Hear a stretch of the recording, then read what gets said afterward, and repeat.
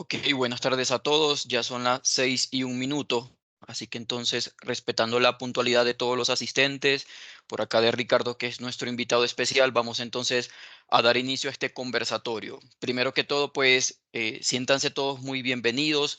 También agradecerle a Ricardo, pues, su disposición a compartir con nosotros este espacio que estoy seguro que todos vamos a disfrutar. Para mencionar algo importante, este espacio es uno de los que realizamos semanalmente en los programas de posgrado de la Universidad EIA. Es parte de la propuesta de valor y el objetivo es generar un acercamiento muy directo de cada uno de los participantes, independientemente de la especificidad del programa al que pertenecen, sea en la parte de abastecimiento, de estrategia, de finanzas, de producción, proyectos, entre otros. Entonces, las personas que están conectadas pueden con total libertad escribir cualquier pregunta que puedan y que deseen compartir con Ricardo. Yo voy a estar muy atento a esas preguntas y en la medida que se vaya desarrollando entonces el conversatorio, yo se las voy realizando. Algo que me gustaría destacar de estos espacios es que es un espacio muy fluido, muy desestructurado en el sentido de que buscamos promover el diálogo, sobre todo con los estudiantes de la maestría en finanzas, del MBA de la universidad, ella directamente acá entonces invitado, que en este caso tenemos a Ricardo Jaramillo Mejía. Ricardo, yo voy a mencionar brevemente algunos aspectos asociados a tu formación académica y experiencia profesional, pero ya nos vamos a dar cuenta que cuando comencemos a conversar en algunas preguntas, ya allí entonces irás citando algunos de esos cargos que ibas eh, desempeñando en empresas acá del entorno local. Con mucho orgullo puedes decir que es egresado del programa de Ingeniería Civil y realizó un programa de MBA en la Universidad de Boston, realizó otros programas de educación ejecutiva enfocado también en negocios en la Universidad de Harvard. Comenzó profesionalmente en empresas como Kimberly Clark en la parte de planeación financiera, luego en Bancolombia en banca de inversión, finanzas corporativas, el área de proyectos. Desde 2019 nos acompaña en el Consejo Superior de la Universidad ella y pues ya tiene 7 años, casi 8 años, 7 años, 11 meses en Grupo Sura, iniciando en la vicepresidencia de finanzas corporativas y actualmente entonces en la vicepresidencia de desarrollo de negocios y finanzas. Ricardo, nuevamente muchas gracias por el espacio. De verdad que estos momentos para nuestros estudiantes de posgrado son súper valiosos, así que espero que ellos también lo sepan aprovechar al máximo. Ahora sí te doy la palabra a ti entonces para que puedas pues saludar a las personas aquí que están conectadas.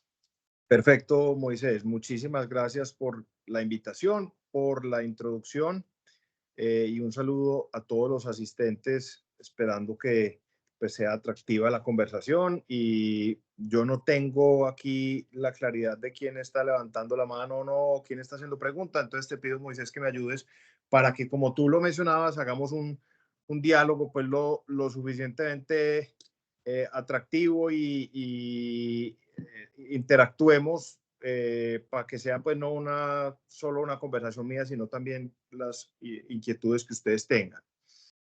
Mm, yo empezaría por lo siguiente y es, vamos a hacer como si estuviéramos contando la historia de una película, donde les voy a contar el final primero, que es lo que es Grupo Sura hoy.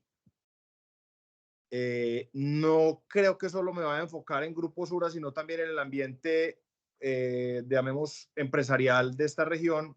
Les voy a contar qué es Grupo Sura hoy, pero para llegar a ese hoy en la película me voy a devolver 80 años, que es el momento en que esta compañía se fundó y cómo ha recorrido esos diferentes momentos para llegar a ese final que es hoy, entendiendo que en cada momento profundizaremos en la estrategia, en las finanzas o en los riesgos que las personas que en esos momentos estuvieron en esta compañía tuvieron como motivación.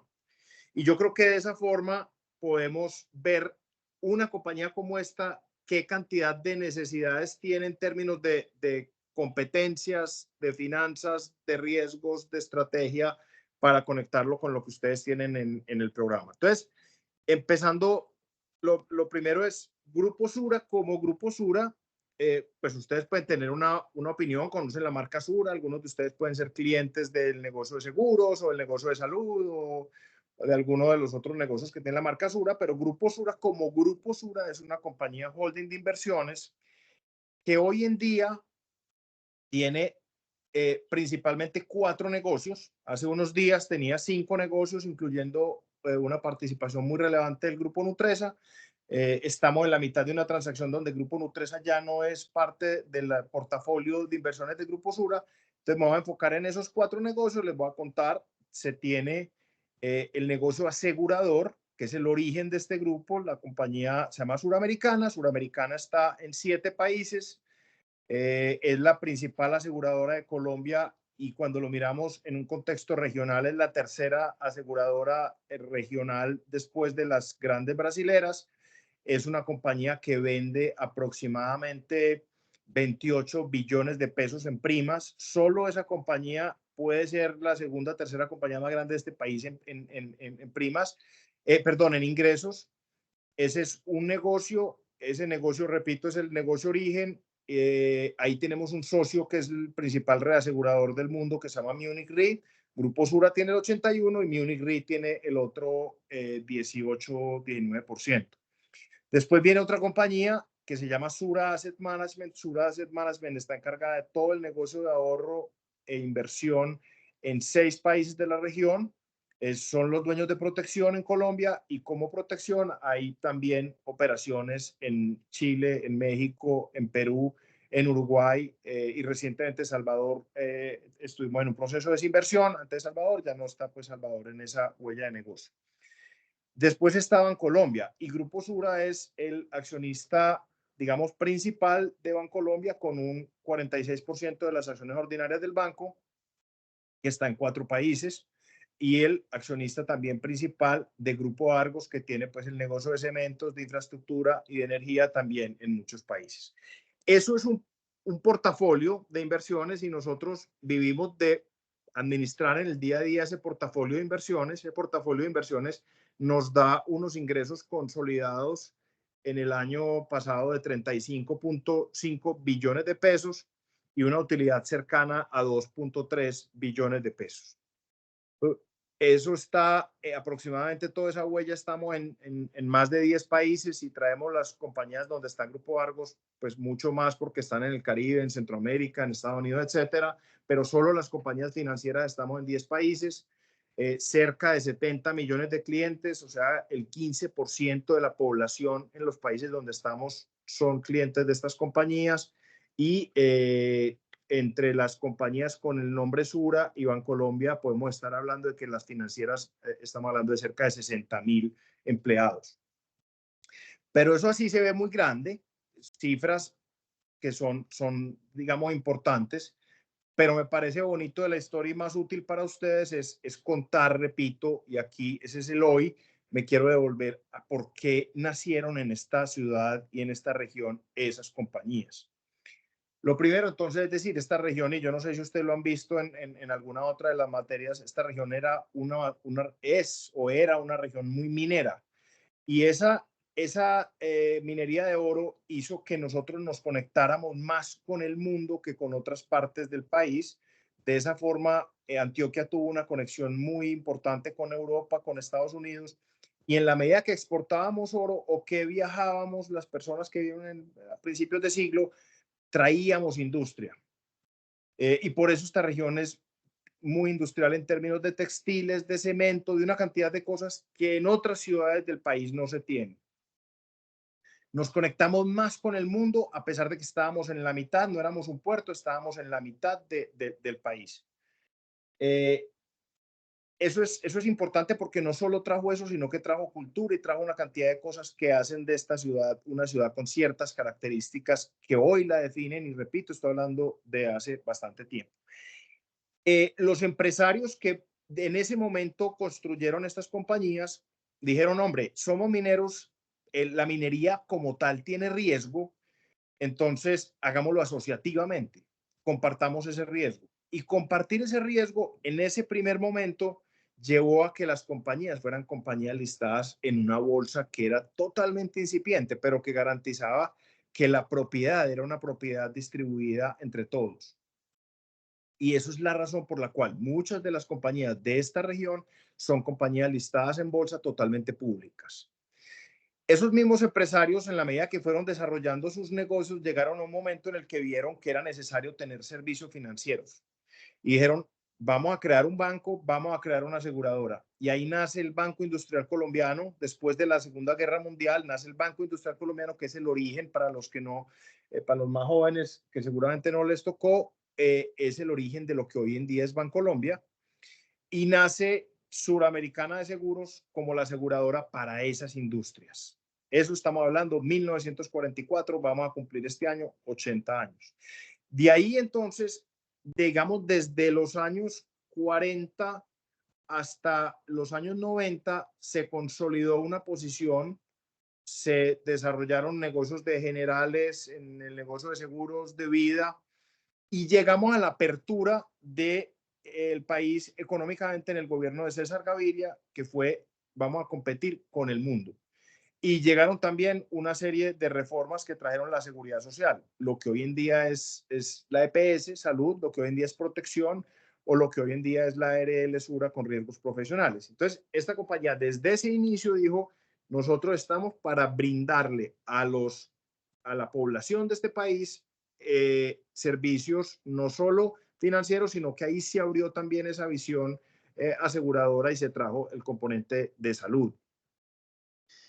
En los años 80, y esto seguramente lo han oído en algunos momentos, en los años 80, como las compañías eran totalmente públicas, se tuvieron unos intentos de tomas hostiles de otros grupos económicos del país y se hizo una propiedad cruzada, que es lo que originó, digamos, la propiedad cruzada actual entre Grupo Argos, anteriormente Nutresa y Grupo Sura, y eso, digamos, que acompañó a estas compañías por los últimos 40 años. Voy a hacer un alto ahí porque es importante en la etapa, digamos, 90s, finales de los 80, 90, porque ahí está el tema del narcotráfico en este país. Y eso es cómo los negocios interactúan con la realidad que está viviendo el país. Y pasaron dos cosas muy importantes. Uno, pues obviamente teníamos una cantidad de amenazas por bastantes frentes y el gobierno buscó a estas compañías para que ayudaran a soportar el aparato industrial y no cayera el aparato industrial en manos de los, digamos, de los carteles, para hablarlo así abiertamente. Y en algún momento se tomaron decisiones no porque fuera más rentable, no porque fuera el superproyecto, sino porque se trataba de proteger las compañías industriales y financieras aseguradoras de que se infiltrara. Como eran públicas, estaba en bolsa, podía entrar cualquiera, se tomaron decisiones de proteger y por eso se amplió un poco la base de los sectores en los que se estaba y entonces se entró no solo pues a las que les estoy hablando de servicios financieros, sino que esta compañía en esa época tenía acero, tenía textiles, tenía alimentos, tenía leche, tenía retail, tenía una cantidad de industrias que empezaron digamos, a ampliar la malla de propiedad y que, repito, está conectado con ese tema del narcotráfico, también con un conglomerado un poco difícil de manejar en ese momento. Y otro componente muy importante, el gobierno se acercó a los presidentes o a las personas encargadas en ese momento de esta compañía y le dijeron, necesitamos que ustedes nos ayuden a traer inversión extranjera. Traer inversión extranjera en un país que en ese momento llamábamos fallido era bastante complejo. Pero si uno dice, vea, yo tengo este número de clientes, tengo este liderazgo en estas industrias, venga, sea socio mío, yo le presento a estos clientes, usted puede construir lo que usted ha hecho en otros países y entonces ahí se traen una cantidad de compañías. Se trajo Macro, se trajo Sodexo, se trajo DuPont, se trajo TPL en ingeniería. En alguna época, inclusive es un caso mío, estuve a punto de irme a trabajar un tiempo, a hacer una pasantía cuando estaba estudiando en la escuela con TPL porque se tenía un contacto con ellos. una cantidad de compañías que eran extranjeras. Esta compañía funcionaba como socio minoritario, ellos desarrollaban su negocio y traíamos inversión extranjera. Eso fue en noventas. Llega un momento en el 2000 en el que las participaciones de mercado de las diferentes industrias en las que esta compañía tenía esa participación eran altas, una concentración muy alta en el país, los negocios empezaron a crecer y se tomó una decisión estratégica que era muy importante: es vamos a enfocarnos específicamente en unas industrias donde creamos que podemos tener también presencia en otros países. Y ahí se decide vender una cantidad de activos, vender retail, vender textil, vender acero, vender las compañías con las que habíamos sido socios que les mencioné hace un momento, enfocarse particularmente esta compañía en servicios financieros. Ahí se dio una fusión muy importante que fue Bancolombia, Corfinsura y Conavi. Está también el negocio pues, de Suramericana en seguros. Argos decide enfocarse específicamente en cementos y más adelante en infraestructura y en energía. Y Nutresa es enfocarse en alimentos. ¿Por qué? Porque la rama, la malla que se tenía de propiedad cruzada era bastante enredada y no se tenía claro ese foco. Entonces, ahí se toma una decisión de foco. Entonces, es un tema estratégico de foco y de expansión internacional. Y lo que hay detrás de la expansión internacional, es decir, aquí se tienen unas capacidades que creemos que son exportables a otros países y podemos diversificar riesgo y podemos entonces tener la posibilidad de seguir creciendo el negocio, porque repito lo que mencionaba ahorita, las participaciones de mercado de las compañías en esos años 2006, 2007 ya eran muy altas y existen ciertas restricciones en los, por ejemplo, el mercado financiero, de seguir aumentando la participación de mercado.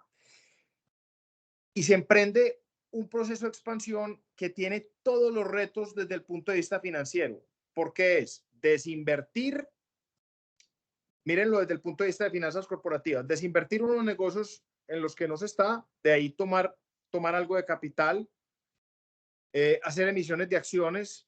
El banco se lista en 1995 en Nueva York, hacer emisiones de acciones para que vengan accionistas internacionales a estas compañías. Coger deuda en los mercados internacionales que nos permitiera recoger una cantidad de dinero lo suficientemente importante para empezar un proceso de expansión que, si yo les resumo, de la década del 2005 al 2016, llamémoslo así, y que yo fui privilegiado de poder participar en eso a través de lo que decía ahorita Moisés de banca de inversión, estando en Bancolombia, se invirtieron solo en las compañías financieras de Grupo Sura, o sea, Suramericana, Sura Asset Management y Bancolombia, que eran las que les contaba de lo que es el portafolio hoy. Se invirtieron cerca de 9 billones de dólares en esa expansión. Para poder ir a ese final, a esos 10 países en los que estamos, en esa huella de negocio en los que estamos, se invirtieron ahí cerca de 10 billones de dólares.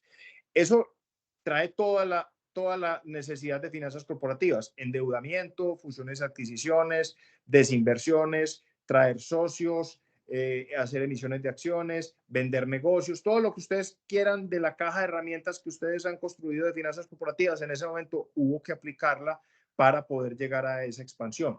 Y esa expansión, después de que uno tiene la expansión, normalmente cuando compra un negocio no se sabe muy bien exactamente el detalle de mil cosas que puede tener la compañía. Toma tiempo exportar la cultura, la forma de hacer negocios, entenderlo, administrarla, conocer ese país. No es lo mismo manejar una compañía en Colombia que manejar una compañía en Chile, en México, en Argentina, en Brasil al mismo tiempo. Eso fue definitivamente un reto para las administraciones de empezar a exportar, como les decía a usted ahorita, exportar esas capacidades de negocio e integrarlas en esta forma de hacer empresa. Entonces empieza una etapa después de esa expansión del 2017 al 2000 a hoy, que es la que, con lo que mencionaba Moisés, me ha tocado vivir aquí en Grupo Sura, es cómo optimizo esa huella de negocios que se adquirió. Y cuando decimos optimizar es cómo le pongo crecimiento. Lo que se hizo ahí fue un crecimiento inorgánico por adquisiciones. Cómo entonces empiezo a tener crecimiento orgánico. cómo llevo los productos a esos países, cómo entiendo las particularidades de esos países para modificar los negocios o la forma de hacer negocios o de productos que yo tengo en Colombia. Cómo me doy cuenta de qué negocio soy buen dueño o de qué negocio no soy buen dueño. Cómo me doy cuenta de algunos negocios que puede tener unos riesgos que no son necesarios y es mejor desinvertirlos, coger ese capital y crecer en un negocio que sí quiera yo tener, digamos, una mayor exposición. Entonces ahí también, miren que ahí estamos mezclando estrategia, porque es cómo me focalizo, cómo me expando, cómo crezco orgánicamente, eh, cómo entiendo las geografías, riesgos, porque en todo momento, desde el mismo momento en que se emprende la expansión, estoy trayendo un concepto básico de manejo de riesgo, que es diversificar. Eh, ¿Cómo entonces traigo permanentemente el tema de la mirada de riesgo y lo que les mencionaba ahorita, todas las herramientas asociadas a dos cosas, al tema financiero, de tener recursos, de cómo invertir mejor ese capital, y la segunda, todo el proceso jurídico que está pegado a un proceso, digamos, de expansión, porque cualquier transacción, sea una emisión de acciones, sea una adquisición, sea una fusión, sea una desinversión, tiene detrás unos documentos jurídicos que la formalizan y que el financiero, si no va de la mano del abogado, no logra aterrizar en un contrato lo que se debe aterrizar. Es un matrimonio totalmente necesario. Entonces, en este momento estamos en esa etapa, y esa etapa, cuando uno mira la optimización de esa huella de negocio, es como en una ampliación de una fábrica. Yo amplío esa capacidad y después tengo que llenarla con crecimiento orgánico. Uno, digamos, si va a ampliar tiene un negocio de galletas, amplía, monta una nueva expansión y no, al otro día no la tiene llena. Muy poquitos negocios pueden decir que la tienen llena al otro día.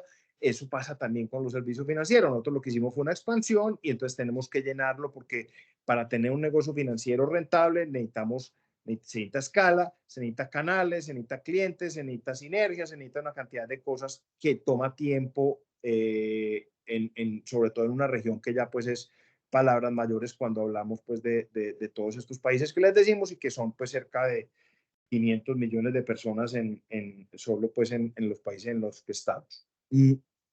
En los últimos, desde ese momento de la expansión, desde el 2017 a hoy, el crecimiento orgánico de los ingresos ha sido cerca de 16 billones de pesos. Es decir, que esos 35 billones de pesos que les dije hoy, el crecimiento orgánico después de esa expansión ha sido aproximadamente la mitad.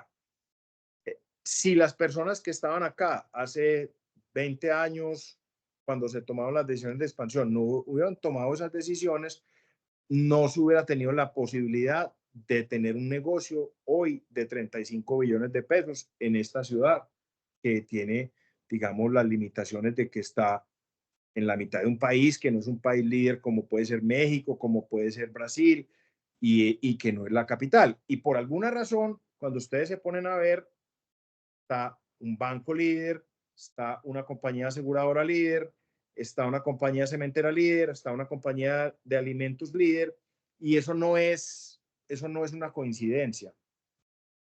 Eso es una suma de cosas que es una visión de largo plazo, una estrategia, una forma de hacer empresa, que es lo que, digamos, nos tenemos que sentir.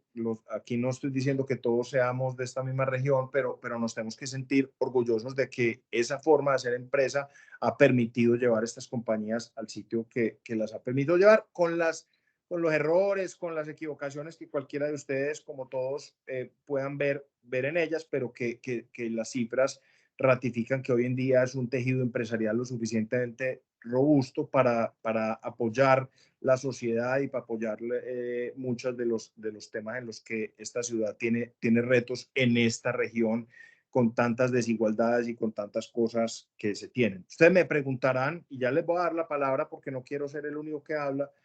Ustedes me preguntarán, ¿y cuál es el diferenciador? ¿Por qué hay un diferenciador ahí? Si nosotros, por ejemplo, en el negocio asegurador, competimos con Allianz, competimos con Mapfre, competimos con Liberty, con los grandes del mundo. Ellos tienen más dinero que nosotros, claramente, tienen más tecnología. ¿Dónde está el diferenciador?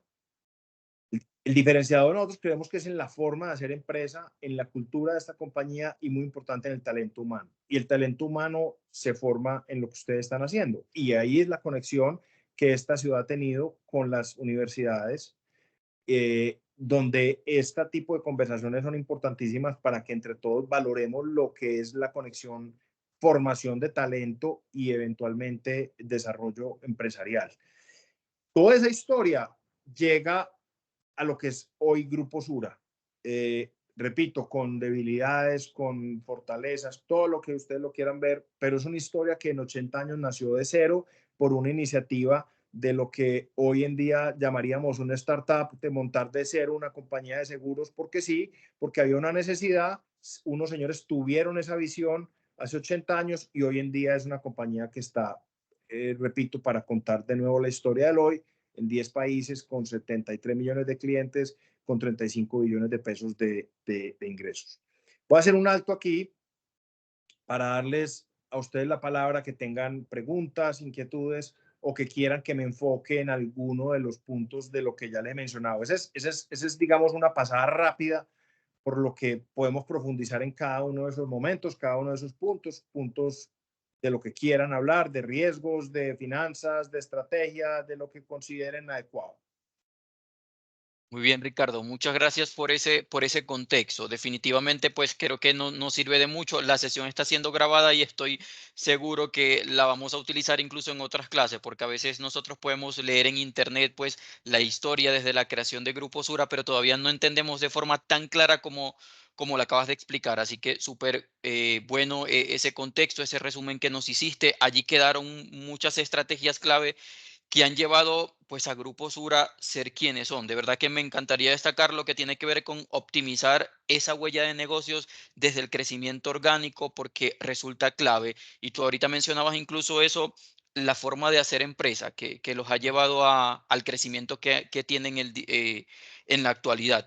Quizás mientras los compañeros por acá, ahorita ya están haciendo algunas preguntas en el chat, pero quisiera pedirte si puedes priorizar cuáles han sido los desafíos más significativos que han enfrentado en los últimos años, considerando que han tenido resultados históricos positivos, pero que sabemos que quizás miramos un poco en retrospectiva pues el país en general ha tenido una situación no tan estable, quizás llena de incertidumbre, pero pues a ustedes les ha ido bien. Entonces, ¿cuáles han sido en esas categorías desafíos, pero al mismo tiempo las oportunidades que han podido aprovechar?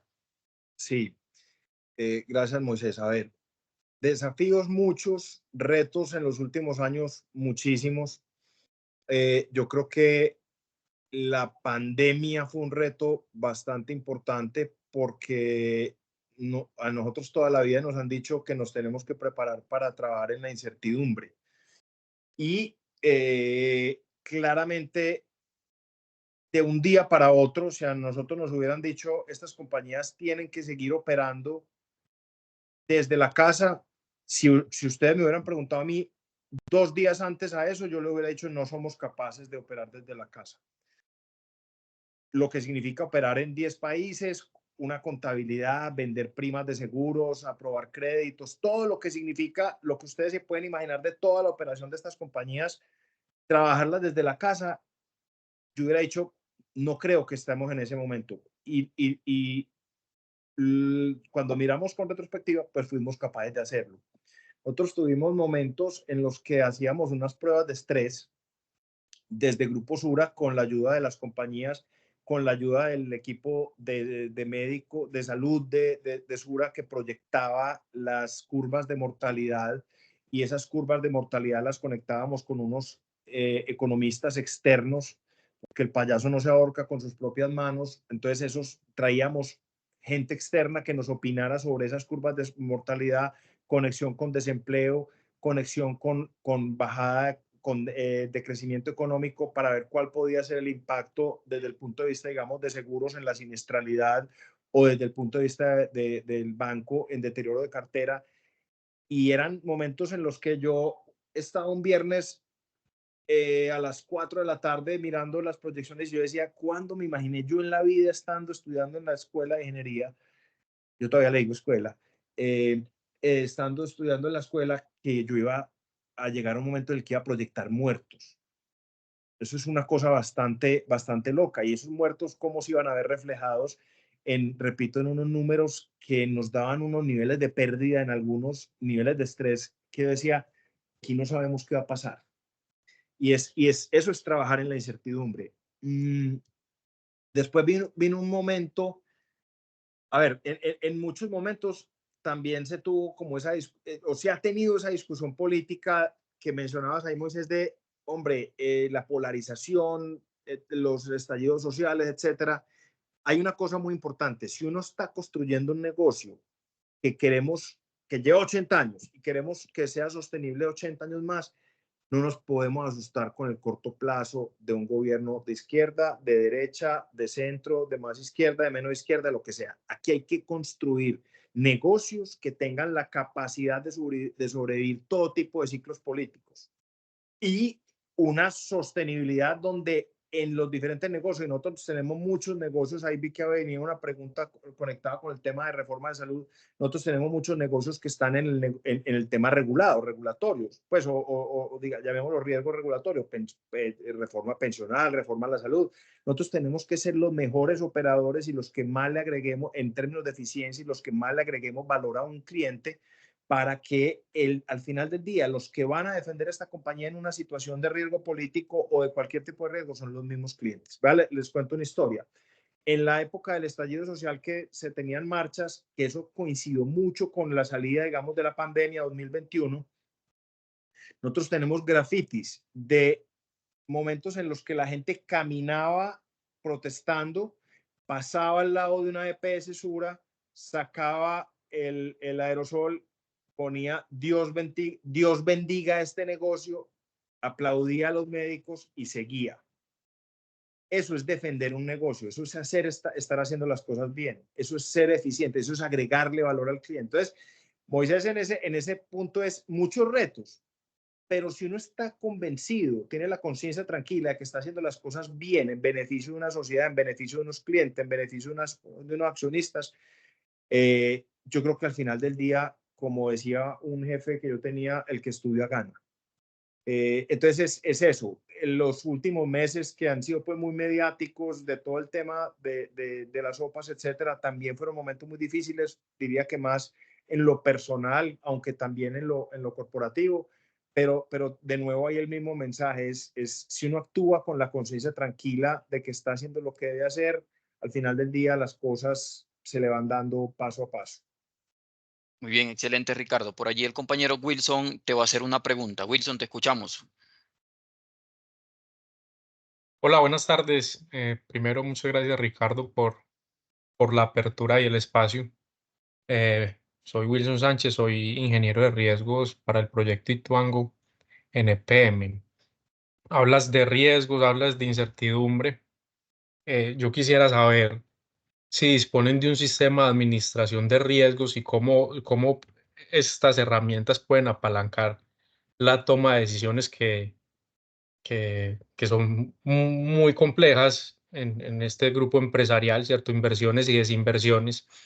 Y la segunda, muy ligado, si de pronto la venta de Nutres a la OPA estaba identificado entre esos riesgos y finalmente que se haya materializado, ¿qué tanto cambia la estrategia del grupo?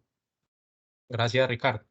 Wilson, gracias a vos por la pregunta y con lo que me contaste pues, de Hidroituango, seguramente también te han tocado unos momentos difíciles allá en esos últimos años. A ver, empezaría por lo siguiente, y yo creo que es un mensaje positivo, y es, tenemos la idea, o siempre nos han sembrado la idea de que la palabra riesgos o la palabra riesgo es negativa. Y yo aquí quisiera dejar como un mensaje: la palabra riesgo puede ser positiva porque puede tener salidas positivas o salidas negativas. Si uno es capaz de anticipar, y por eso hoy en día Suramericana se llama Suramericana Tendencias y Riesgos, si uno es capaz de anticipar un riesgo, y manejarlo viendo el lado de oportunidad puede ser una salida positiva. Los riesgos para la industria financiera, para la industria aseguradora y para la industria bancaria son la materia prima.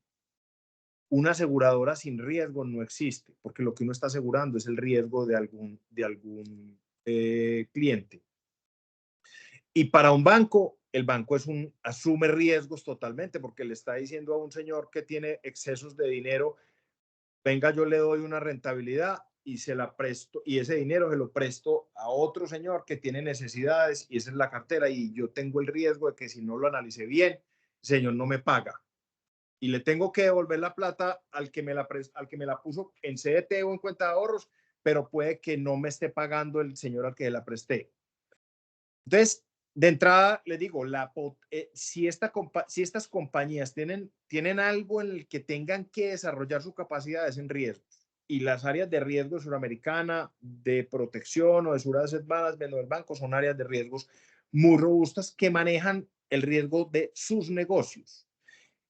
Cada uno de los negocios tiene riesgos particulares. Cuando nosotros lo miramos desde el punto de vista del Grupo Sura, como matriz de ese conglomerado financiero que así se llama ante la Superintendencia Financiera, conglomerado financiero Sura Bancolombia, nosotros tenemos es que ver una capa de riesgos que no ven esos negocios. ¿Qué riesgos están ahí? Riesgo de contagio, que algo pase en un negocio que me contagie el otro, y que eso no necesariamente lo ven las áreas de riesgo de cada uno de los negocios, riesgo de contagio, riesgo sistémico, que, por ejemplo, con lo que yo les mencionaba ahorita de la pandemia, ahí se pudo materializar un riesgo sistémico porque algo que pasa en un negocio se te va regando hacia los otros. Y una cosa que es muy importante, riesgo estratégico. ¿Cuál es el riesgo estratégico? Son muchos los riesgos estratégicos, pero son riesgos que realmente amenacen tu negocio. Un negocio se puede amenazar o porque tienes un riesgo estratégico no identificado que se te materializa, y ahorita voy a tocar algunos ejemplos de riesgos estratégicos, o porque tienes un riesgo operativo o un riesgo de crédito de tu negocio que si bien no no necesariamente quiebra el negocio, por el riesgo per se es tan grande que puede generar un evento sistémico o un riesgo de contagio. ¿Qué son riesgos estratégicos? ¿Cuál es, por ejemplo, el primer riesgo estratégico que tiene cualquier negocio? Equivocarse en la estrategia o que las personas, que el talento humano no conozca la estrategia, no sea capaz de ejecutar la estrategia. Si aquí tenemos un área de estrategia maravillosa, pero no tenemos las personas que sean capaces de ejecutar esa estrategia, seguro las cuales no van a salir bien. Y son riesgos motrices que me pueden afectar otras cosas. Entonces, ahorita les decía, ¿cuáles son los diferenciadores de esta compañía? El talento humano. Si nosotros no nos preocupamos por mantener un muy buen talento que entienda esa estrategia y que sea capaz de imaginarse lo que puede pasar en esta industria, en este país, en este territorio, en 50 años, posiblemente nos vamos a quedar obsoletos. Entonces, mira que son riesgos, digamos, el tema de Ituango, y pues algo de ingeniería me queda, pues es un tema geológico que terminó escalando a un riesgo reputacional, a un riesgo de crédito con los constructores, a una cantidad o de contraparte con los constructores, una cantidad de cosas que se convirtieron de alguna medida en sistémicos para EPM, y si se convertían en sistémicos para EPM podía ser para Colombia.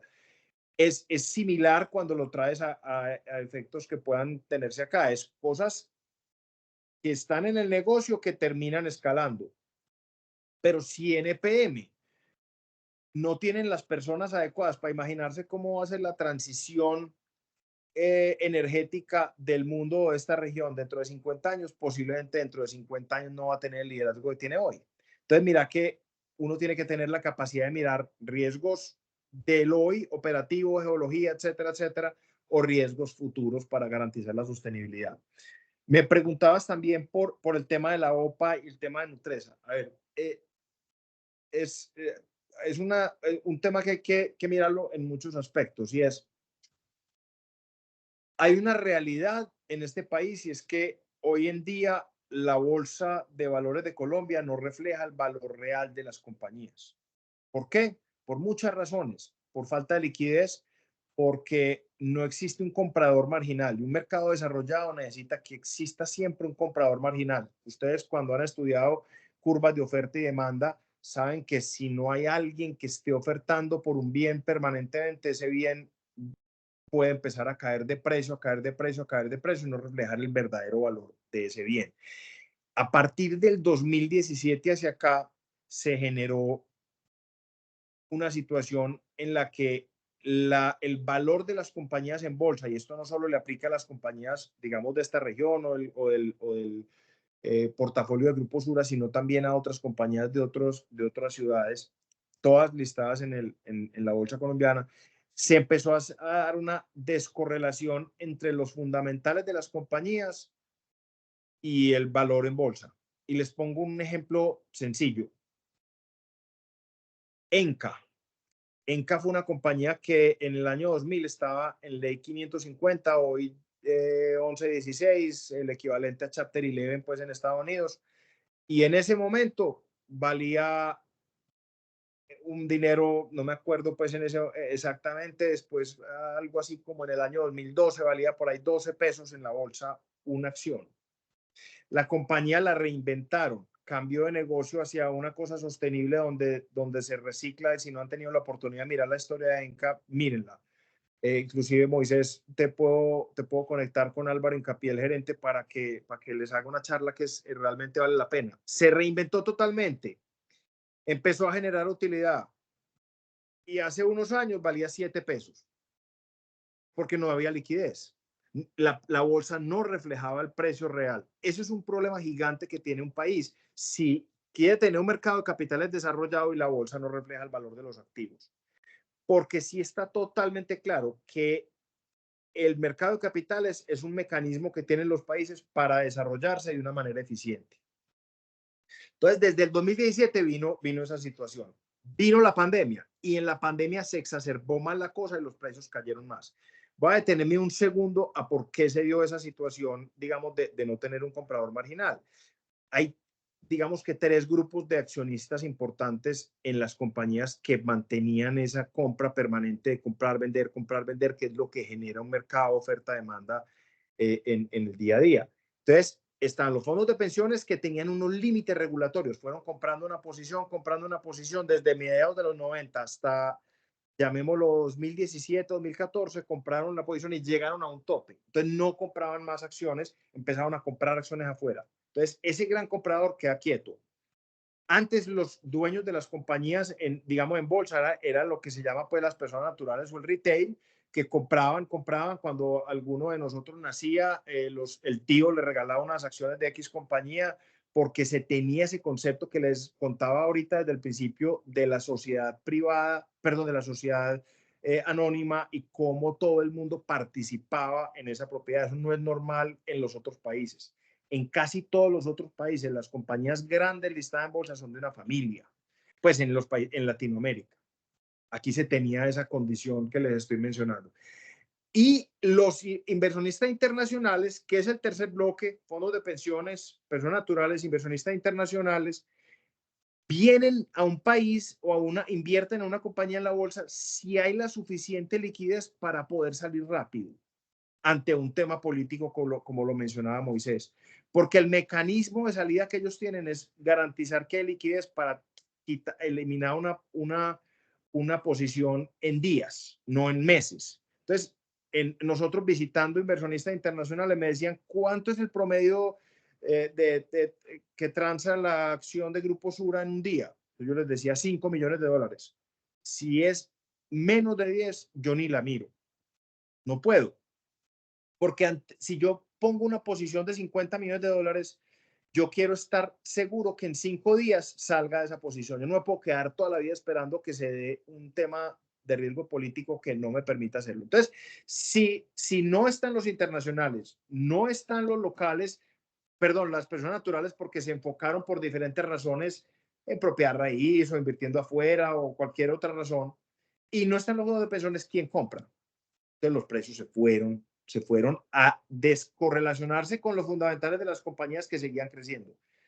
Y en esa situación, sumado a unas, digamos, ciertas debilidades que tiene la regulación de ofertas públicas en el país, porque les cuento, después de la pandemia, países como España o Francia prohibieron las ofertas públicas precisamente para no aprovecharse de esa situación vulnerable de los precios en bolsa, o pusieron condiciones como si usted pone una OPA y después pone otra OPA, tiene que reconocerle el valor de la segunda OPA al primer vendedor para que todos los accionistas tengan las mismas condiciones. Ese tipo de condiciones aquí no existían en la regulación y fue el caldo digamos, de cultivo perfecto para que alguien con la capacidad y con el conocimiento de lo que estas compañías en el fondo eran, pusieran unas ofertas y levantaran una posición importante. Y fue el tema de las OPAs.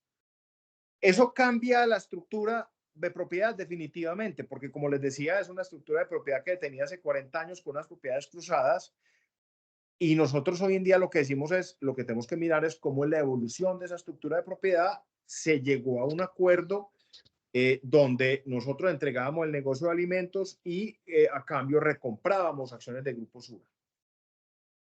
Claramente hay que mirar hacia adelante en dónde estar listado, cómo estar listado, es conveniente o no estar listado, quiénes son, cuál es la estructura de propiedad de la compañía, todo eso habrá que mirarlo, que no necesariamente riesgos, es simplemente evolución de una situación, pues que como les digo, es la suma de una cantidad de cosas que pasaron, que ustedes me pueden preguntar, ¿eso se puede anticipar?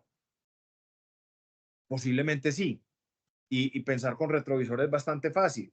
En los últimos años hemos estado viendo cómo desarrollar el mercado de capitales, la misión del mercado de capitales, una cantidad de iniciativas, pero son cosas que no se cambian de un día para otro y que cuando vino la pandemia, la prioridad, como les decía ahorita, estaba en unas pruebas de estrés, en unas situaciones donde la utilidad de Bancolombia, que es una utilidad de 6 billones al año, se fue a menos del 5%. Entonces la prioridad estaba, nos ha tocado, digamos, movernos hacia diferentes prioridades. Eso no no estoy sacando disculpa ni mucho menos, pero es la realidad de un mundo en el que estamos hoy conectados con los otros mercados y con una cantidad de temas que hay que mirarlos y que, como decía ahorita, es vivir permanentemente en incertidumbre. O sea, si yo tuviera uno de los mensajes que quisiera dejarle aquí es la incertidumbre no es algo que sea una posibilidad, es la realidad.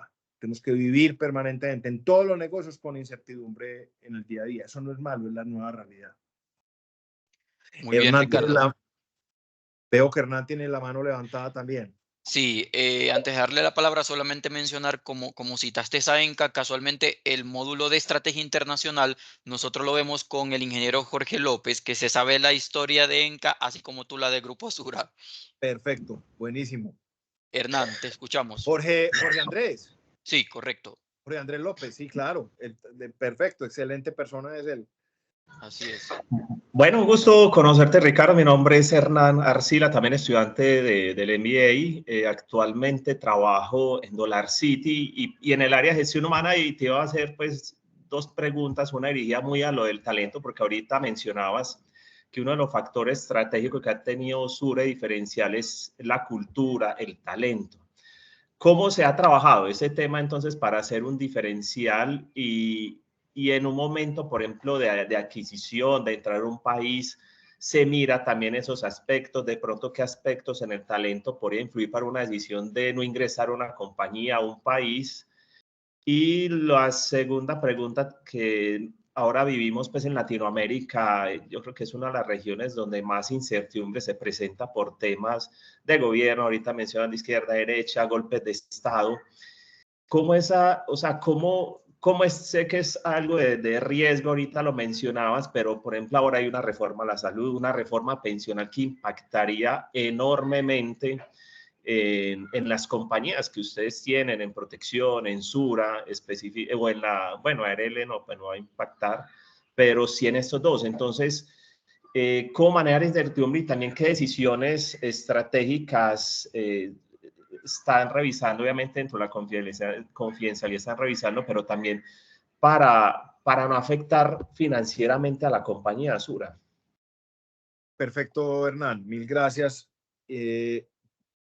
Muy amplias también las preguntas que estás mencionando. A ver, el tema de cultura y de talento da para muchas conversaciones. Yo creo, más allá de una visión, una misión, cualquier cosa, yo realmente creo que esta compañía tiene unos valores que son unos valores que realmente en el día a día se aplican y que en los momentos que ustedes me mencionaban ahorita de circunstancias difíciles, cuando usted se devuelve a esos valores y mira esos valores son los que lo ayudan a tomar esas decisiones difíciles. Los valores de esta compañía son transparencia, respeto, responsabilidad y equidad. Y con los que uno tiene que ser más coherente en el día a día es con los empleados. Si yo digo que soy transparente, si yo digo que tengo respeto, pero al otro día trato mal a algún empleado, no estoy siendo coherente. Y en esta compañía eso es la muerte. O sea, nos podemos equivocar en las decisiones, pero en la persona que vaya en contra de esos valores, eventualmente el sistema no necesita el jefe que lo eche, el sistema lo sacará. Y es muy importante. Entonces, cualquier decisión, uno dice, esta decisión está siendo equitativa con ese proveedor, esta decisión tiene respeto con ese empleado, con ese cliente, y eso le ayuda a uno para muchas cosas. Eso suena un poquito romántico, yo sé, pero en el día a día, por ejemplo, en lo que me mencionaban ahorita de la OPA, que tuvimos unos momentos muy difíciles, a mí personalmente me sirvió muchísimo ir al tema. Esto, ¿cómo lo decimos? Esto, la forma transparente de decirles así, o la forma equitativa con el 100% de los accionistas es así, o es responsabilidad nuestra hacerlo así, o es respeto con los empleados decirlo así. O sea, eso tiene que ser una cosa que están en el ADN, está en el ADN de la compañía. Y para los que estén empezando negocios o para los que estén en áreas como lo que tú decías, yo creo que eso es fundamental y que magnifica la función de talento humano en una compañía. Cosas tan sencillas como decir retención de talento. No nos gusta decir retención, aquí no estamos reteniendo a nadie, aquí estamos fidelizando talento. Reclutamiento de empleados, aquí no estamos reclutando a nadie, aquí estamos atrayendo talento. Son detalles, Hernán, que al final del día son lo que construyen la cultura de una compañía. Y importantísimo, invertir en el talento, capacitación, cursos, conversaciones, que las personas se sientan escuchadas. Yo les digo, yo he trabajado en estas compañías más de 25 años y nunca me he sentido que estoy haciendo algo que vaya en contra de mis principios personales.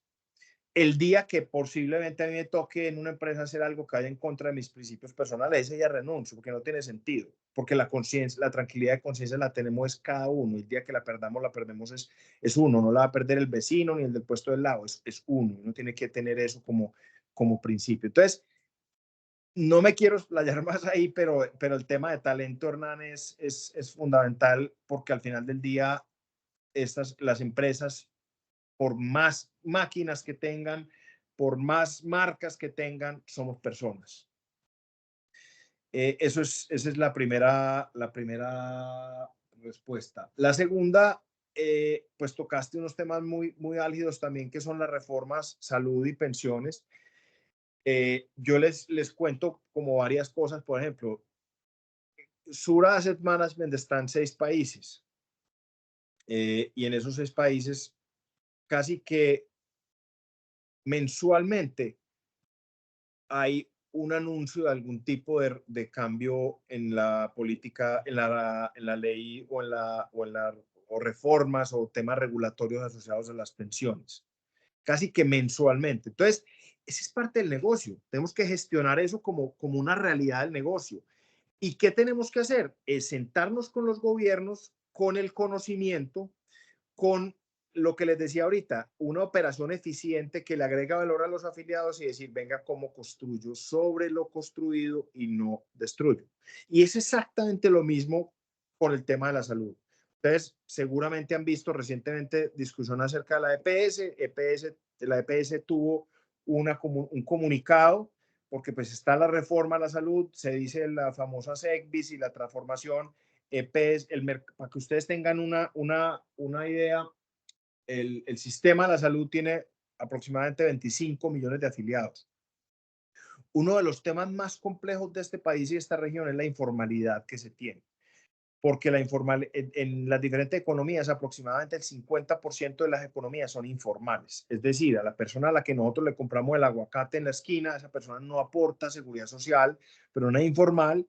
Y lo que eso termina pasando es que los que sí aportan, que es un 50%, que es la formalidad, terminan subsidiando las pensiones y la salud del 100% del país. Ahí hay un primer problema que hace que los sistemas de seguridad social tengan unos retos gigantes. Cuando uno mira países desarrollados, Noruega, 4 millones de noruegos que tienen pues todos los recursos del mundo, pues no existe ese tema, porque inclusive el mismo gobierno puede subsidiar los sistemas de seguridad social. Entonces aquí tenemos un reto de entrada, es que solo la mitad pagamos por los servicios de seguridad social para todos.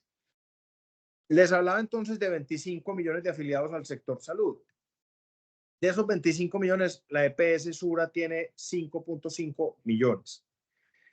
Nuestra responsabilidad como administradores de un patrimonio de unos accionistas es saber en qué momento, hasta qué momento uno está dispuesto a asumir riesgos y perder o no más dinero, porque esa es una responsabilidad. Pero tenemos una responsabilidad con el país y tenemos una responsabilidad con 5.5 millones de afiliados. Entonces tenemos la obligación de tener unas conversaciones con el gobierno y decirle, venga, construyamos sobre lo construido, cómo le funcionaría a Sura, aportando el conocimiento de 30 años, lo que conocemos digamos, de todo este recorrido de salud, de prevención. Les doy un dato.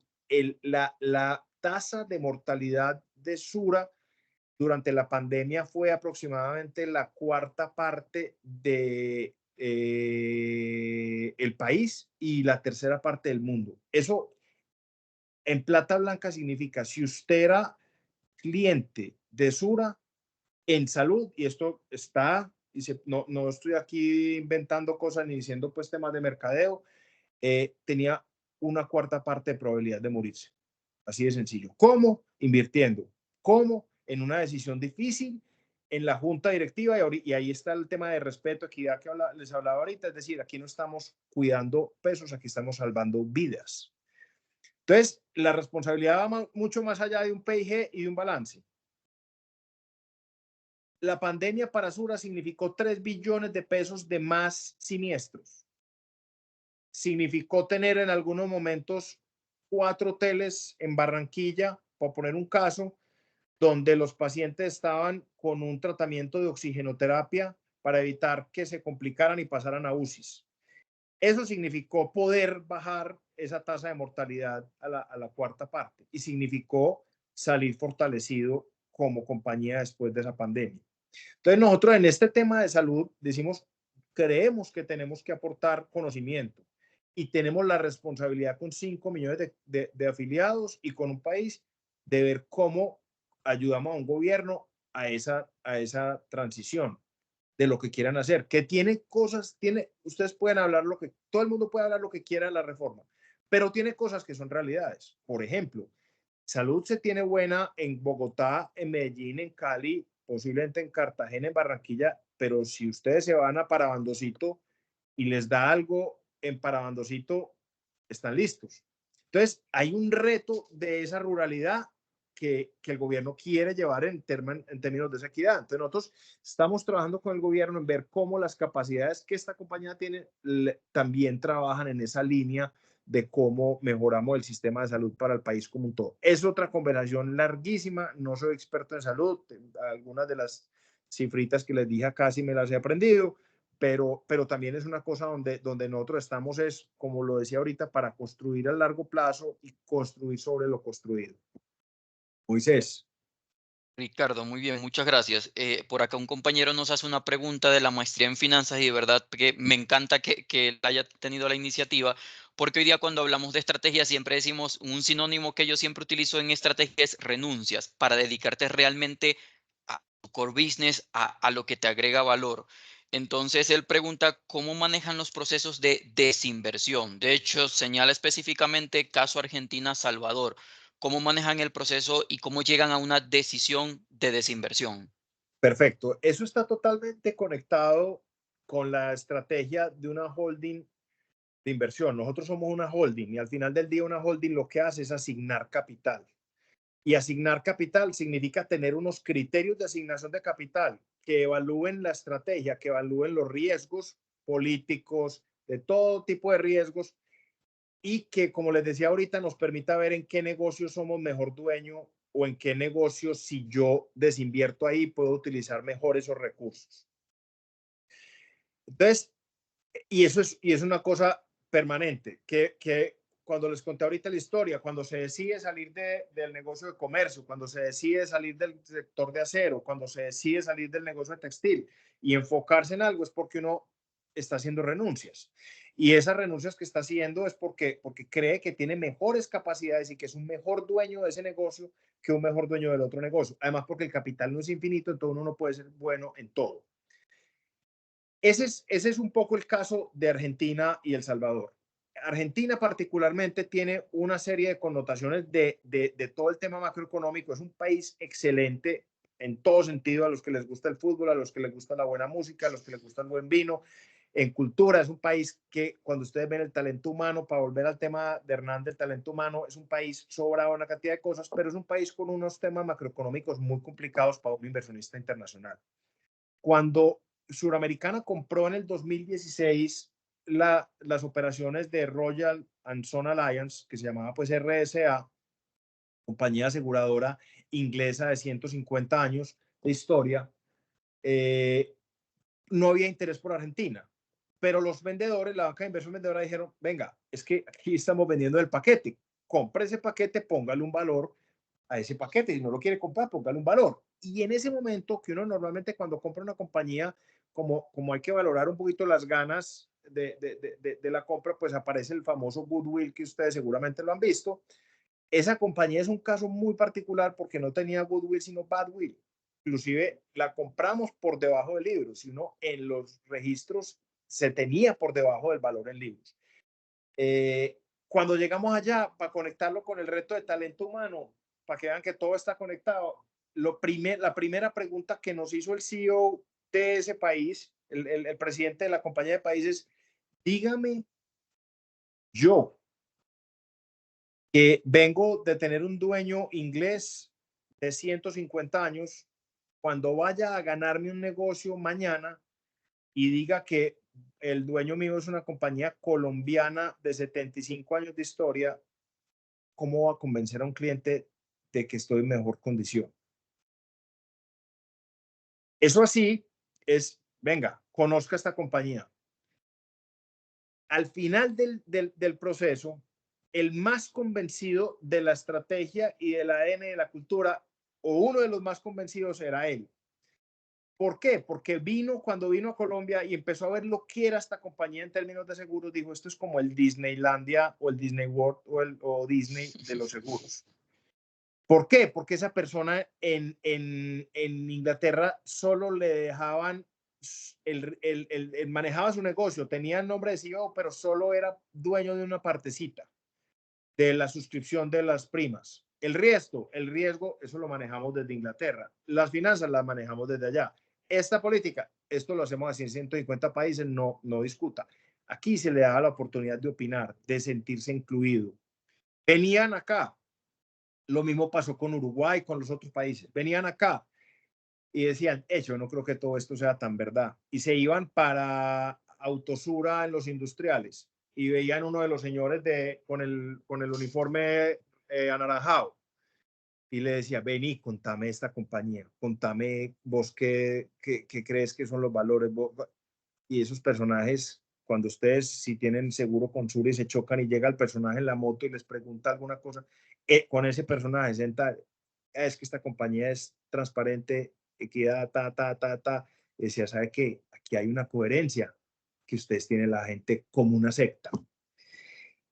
Entonces, me desvié totalmente de la desinversión y me disculpan. Pero entonces, cuando uno ve que no tiene las capacidades desde el punto de vista macroeconómico para competir con un país que mensualmente había que subir el seguro, porque la inflación iba desbordada, que si uno subía el seguro y teníamos las reservas para soportar el seguro invertidas, todos los días perdían valor, y que los jugadores locales tenían una regulación que nosotros, por estar en normas internacionales, no podíamos cumplir en términos de solvencia.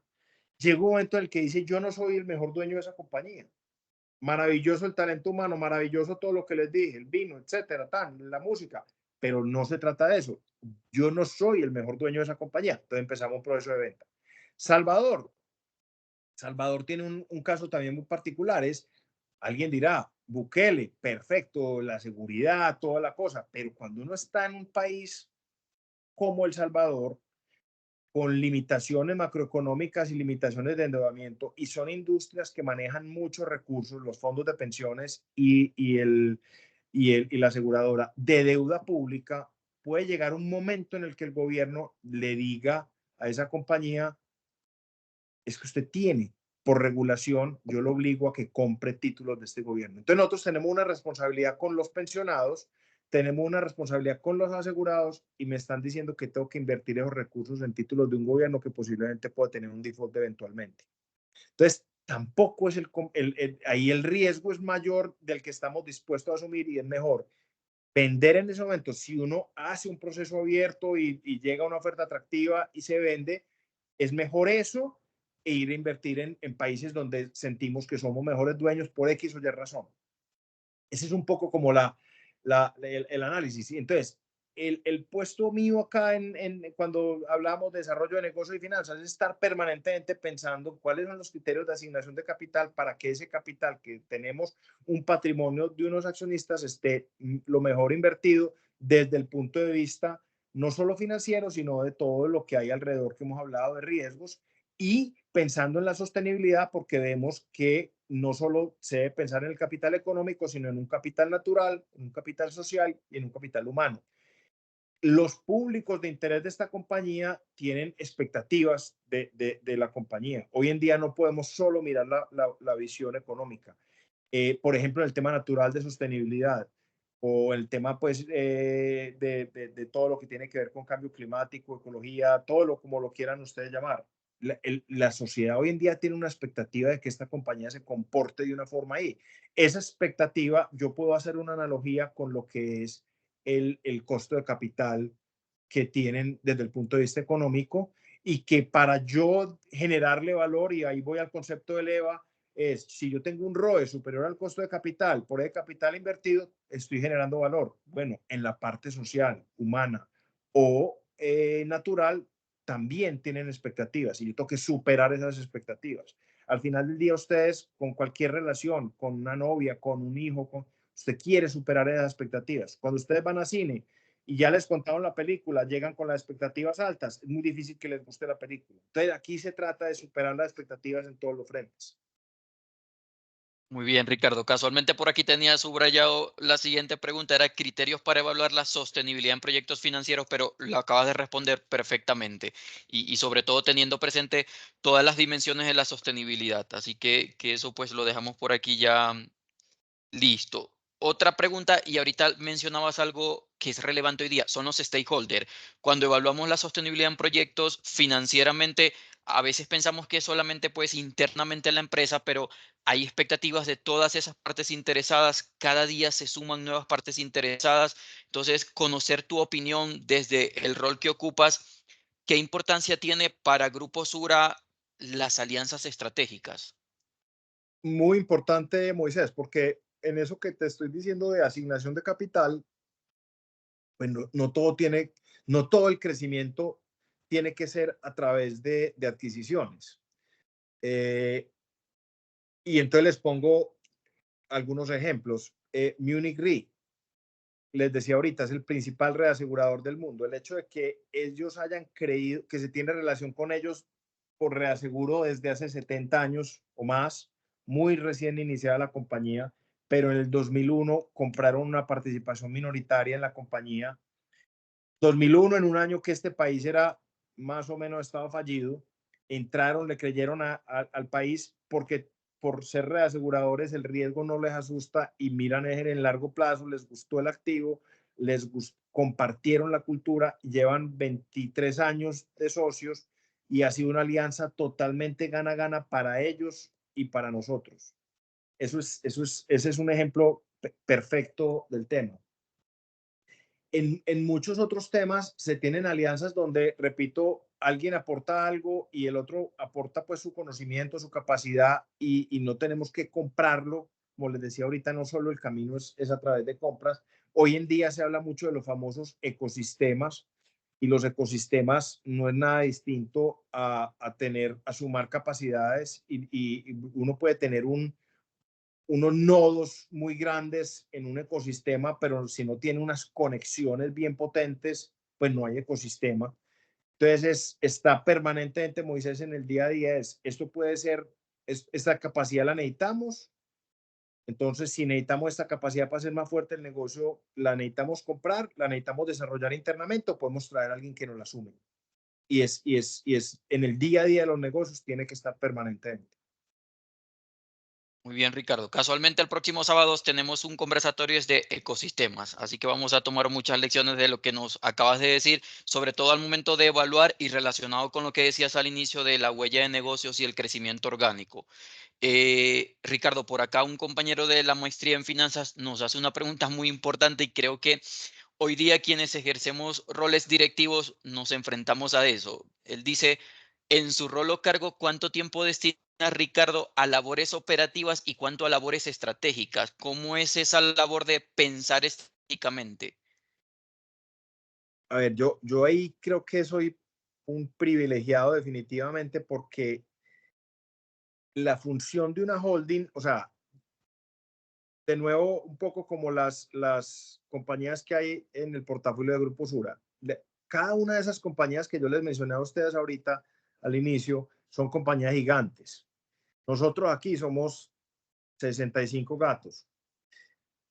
Perdón, pues la expresión. Pero cuando uno mira, pues el resto son 60,000 personas.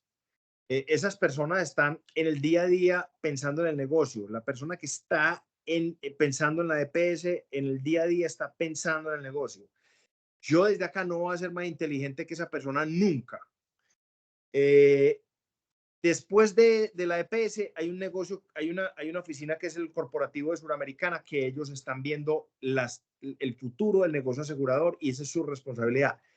Yo aquí tengo repito, el privilegio de poder estar viendo desde una capa en la que veo cosas más a largo plazo, digamos, más a 30,000 pies de altura, más a futuro y no tanto operativas. Eso es bueno y malo. Yo también trabajé en el tema del día a día. El día a día le pone una adrenalina y le pone una palpar mucho más cerca al negocio, pero desde esta posición uno tiene la posibilidad de estar más tiempo pensando. Dicho de otra forma, y no me lo tomen por favor a mal.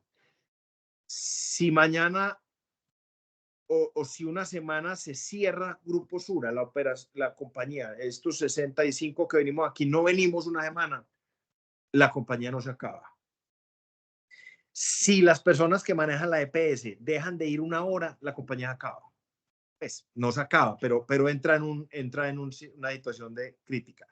Aquí estamos pensando en temas más de largo plazo, en eso que hablábamos ahorita de asignación de capital, cómo puedo desinvertir, cómo puedo invertir en este otro lado. Entonces, eso hace que mi operatividad, para responderlo específicamente en mi cargo, mi operatividad termina siendo es pensar en estrategia, en riesgos y en el largo plazo.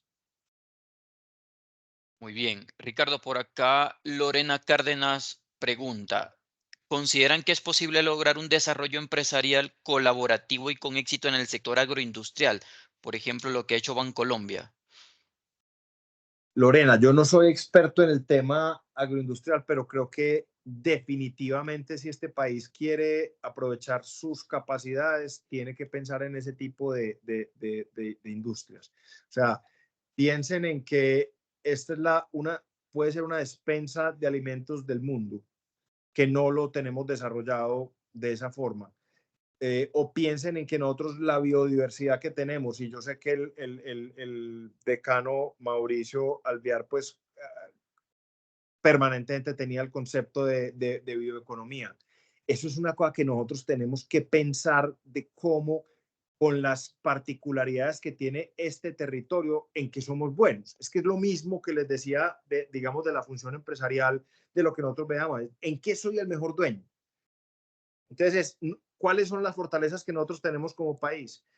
Somos la biodiversidad que tenemos, el clima que tenemos, la posibilidad de cultivos que tenemos, y eso no se está aprovechando. Entonces, sería muy miope decir que nosotros, porque en el pasado no lo hemos podido ser, no podamos construir un tejido agroindustrial lo suficientemente potente. Hay casos muy, muy potentes, pues flores, banano, en el pasado café, hoy se habla bastante del aguacate o de temas también pecuarios, etcétera. Hay diferentes universidades que están profundizando en carreras en el tema, y yo creo que ahí en el futuro hay un potencial gigante, pero creo que nos ha faltado mucho más. Alguien diría que por la presencia del Estado, que por la seguridad, etcétera, etcétera, pero yo creo que tenemos que tumbar un poquito los paradigmas. Muy bien, Ricardo. Por acá Juan Esteban, compañero del MBA, hace una pregunta y quizás ya has mencionado porque has recalcado la importancia del talento, pero él se enfoca en el equipo comercial. Dice, ¿de qué forma eligen sus comerciales y qué tan importante han sido esos equipos en el crecimiento del grupo? Son fundamentales, y les voy a poner casos específicos. No soy experto en el tema, no conozco mucho del tema, pues en decirte en el día a día, pues cuáles son las competencias que tiene o no un comercial. Creo que depende mucho cuando se tiene, pues una cosa es vender un crédito a una persona, otra cosa es vender un crédito a una corporación, o una cosa es vender un seguro a una persona, a una persona natural, otra pues a un cliente corporativo. Entonces, digamos que el concepto de comercial es bastante amplio también, pero les voy a contar historias bien potentes. Esta compañía, el negocio asegurador, tiene aproximadamente 30,000 asesores. Esos 30,000 asesores durante la pandemia fueron los que sostuvieron el negocio, inclusive creciendo. ¿Por qué? Porque las personas tienen que, el día que no venden un seguro, el día que no traen facturación, no comen, así de sencillo. Entonces, ¿qué se ha hecho en la historia? Y esas personas están totalmente conectadas con lo que yo les decía ahorita de las capacidades y la cultura de la compañía, es capacitarlas, formarlas, darles capacidades administrativas, darles una cantidad de herramientas sin exigirles exclusividad en el seguro. Si usted quiere vender seguros de un competidor, lo puede hacer, pero permanentemente les damos sostenibilidad, les damos formación para que cada día puedan crecer sus negocios. Personas que empezaron siendo un asesor, hoy tienen compañías de más de 100 personas que ellos lideran y que son sus dueños en ese proceso digamos, de vender seguros. Entonces, las historias que hay alrededor de los asesores, de las promotorías, son fascinantes. Yo no soy experto en el tema, pero definitivamente son los que traen esos 35 billones, no llegan si no es por ellos. Muy bien, Ricardo, ya para ir cerrando, ¿cuáles son las tendencias que visualizas como más impactantes en el futuro del sector financiero? A ver, muchas, como les decía ahorita, nosotros tenemos que estar aquí permanentemente mirando tendencias, y yo creo que más allá de tendencias en el sector financiero, es tendencias en el mundo, en el planeta, y cómo nuestra vida en el día a día se acomoda a esas nuevas tendencias. Entonces, hay unos temas pues muy claros, muy obvios. Hay unos temas de salud planetaria que claramente van a impactar los diferentes negocios, no solo el financiero. Hay unos temas de demografía que están siendo también totalmente claros que en negocios como los de las pensiones o como el de la salud, de seguridad social o inclusive los seguros de vida también van a tener un impacto gigante. Hay unos hábitos en cada uno de nosotros que están cambiando.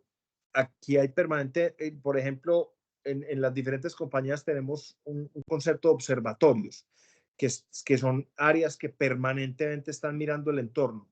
Y hay N observatorios buscando cuáles son esas posibles tendencias, entendiendo que hay algunas cosas que son moda, otras que son tendencias, otras, y es saber en qué momento de la ola se monta uno o no se monta uno. Entonces, hace unos años hablábamos que el mundo se iba a transformar con el blockchain. Hoy en día estamos con la inteligencia artificial. Entonces, es entender cada una de esas cosas y ver cómo yo puedo traer cosas positivas de eso a la transformación del negocio sin creer que es que eso va a cambiar estructuralmente todo. Puede que algunas lleguen y cambien radicalmente las cosas. Puede que el día de mañana, para el próximo MBA, aquí no esté hablando Ricardo Jaramillo, sino un robot que les diga a ustedes la historia de los 80 años de Sura. Y alguien puede creer eso. Yo personalmente no lo creo, pero es estar permanentemente en esos observatorios viendo qué va a pasar. Tendencias muchas, posibles riesgos muchos, para lo positivo y para lo negativo. Tema de ciberseguridad, temas geopolíticos, lo que ustedes quieran. Pues mejor dicho, estamos en un momento del mundo en el que uno pues puede abrumarse o puede emocionarse de ver que es una transformación que es permanente. Muy bien, Ricardo. Bueno, creo que vamos a dar por finalizado el espacio, no sin antes invitarte a que ojalá que próximamente no sea una charla como esta, sino tenerte en el aula de clase con los estudiantes. De verdad que sería todo un honor, estoy seguro que ellos lo disfrutarían al máximo. Bueno, no, Moisés y todos, espero que haya sido de utilidad, que les haya al menos entretenido, que no haya sido por una charla aburridora para los que no están aquí con la cámara prendida, y así se hayan llevado solo 2 o 3 mensajitos que les sirvan para la cajita de herramientas de cada uno. Me voy muy contento y satisfecho con la conversación. Y más contentos y agradecidos nosotros, Ricardo. Nuevamente, pues, de verdad que en nombre de los estudiantes de la maestría en finanzas, el MBA, hay varios estudiantes de pregrado y de programas, pues, que no necesariamente son de la parte financiera, sino que hay estudiantes de civil, de mecatrónica, pero que son siempre muy, muy atractivos estos temas. Entonces, en nombre de todos, de verdad, de la comunidad de la universidad, agradecerte. Reiterar la invitación a las personas que son externas y que están conectadas. No solamente es este espacio, toda la semana siempre estamos en nuestras redes haciendo una difusión de charlas como esta con ejecutivos combinando sectores industriales, financieros y todas las industrias que componen la dinámica empresarial de nuestro país. Así que los invitamos a que estén muy, muy activos en nuestras redes, que pues se conecten a estos conversatorios y aprovechemos pues de tratar de comprender mejor cómo está funcionando esa dinámica industrial, cómo se diferencia una industria de otra y quizás ampliar la visión, a identificar oportunidades. Algo que me encantó de lo que mencionaba Ricardo al principio, pues no dejarnos llevar siempre por esas quizás desinformación que simplemente se enfocan en amenazas, en una incertidumbre, pues es parte del proceso, pero nosotros tenemos que garantizar gestionar negocios sostenibles. Para eso ustedes están aquí formando académicamente, para eso nos formamos permanentemente. Entonces, es un reto al que nos enfrentamos todos. Ricardo, nuevamente muchas gracias y para todos que tengan una feliz noche. Hasta luego todos, que estén bien. Hasta luego. Gracias, que Dios los Gracias, bendiga. hasta luego. Chao, mil gracias. Chao. Hasta luego. Muchas gracias. Muchas gracias.